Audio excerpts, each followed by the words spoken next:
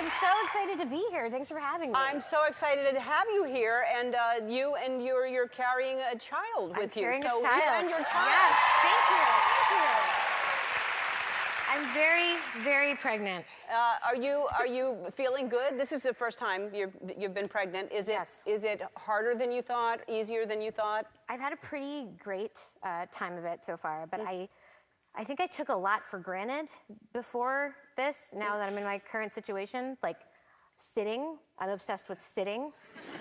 And even when I was standing back there, I was looking at this chair and I was like, oh, I can't wait to sit in that chair. That beautiful, comfy chair. Really, standing is not fun. It seemed like sitting also might be uncomfortable.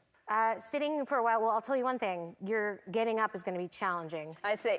You're going to have to, I'll help you. Counting on you to hoist me. I see. We should have gotten one of those chairs that actually help push you out of the chair. Yes, that just eject me. Yes. Do you know if you're having a boy or a girl? Are you waiting? I am not waiting. I wanted to know way early. I'm having a girl. You're having a girl? Yeah. I'm so excited. Thank you. So you were going to keep it a secret, but Oprah opened her big mouth, and I mean, she really did announce it, right? She did announce it. Yeah, I was going to. I had told Oprah and Reese on a movie we're working on, Wrinkle in Time. Right. And she announced it at press. She was very excited, and at first it was like, okay, if anyone was going to announce big news about your private life, Oprah Winfrey is the person. Right, yes. You can't complain that much about it. And you also can't be like, hey, Oprah, zip it. Yeah, no. Because she's almost like a religious figure. Right, you can't. Like, so yes. I actually thought that was like, well, okay, there's one person I have to tell my daughter about that revealed her existence to the world. Oprah's pretty good. That's the person. Yeah. But did she realize then shortly after that it was not supposed to be announced? Did you tell her? Or is she just learning this now? I think I've learned, she's learning this now. I think I learned a long time ago that it's probably not a good idea to reprimand Oprah.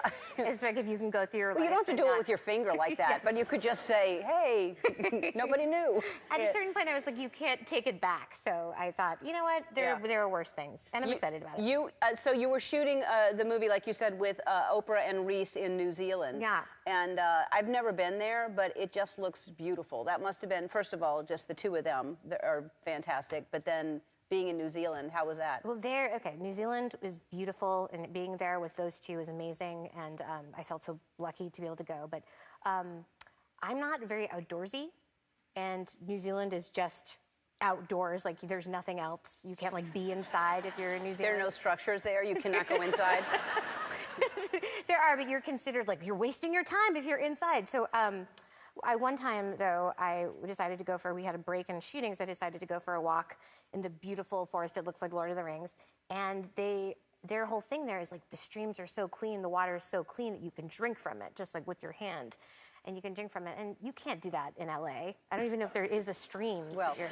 Like, there's canals, but yeah, you shouldn't do that. You shouldn't drink from them. I've never seen anyone do that. It would be. And so I thought, okay, well, I'm going to take advantage of this. So I went down to the stream, and I drank from the stream, and I came back so excited about this outdoorsy story for me, my pitiful self. And I told Reese and Oprah, like, hey, guys, I just went for this walk. And I went down to the bed of a stream, and I just drank from it. It was so beautiful and amazing.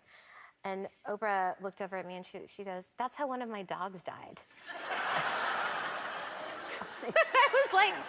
I was like, Oprah, why are you telling me this? Right.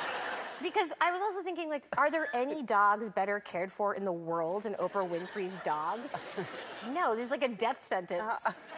And then she's like, I'm sure you'll be fine. Just like, I don't know. I don't think so. Wow. So waited for the rest of the day until something happened. So she just blabs anything. She just like, wow.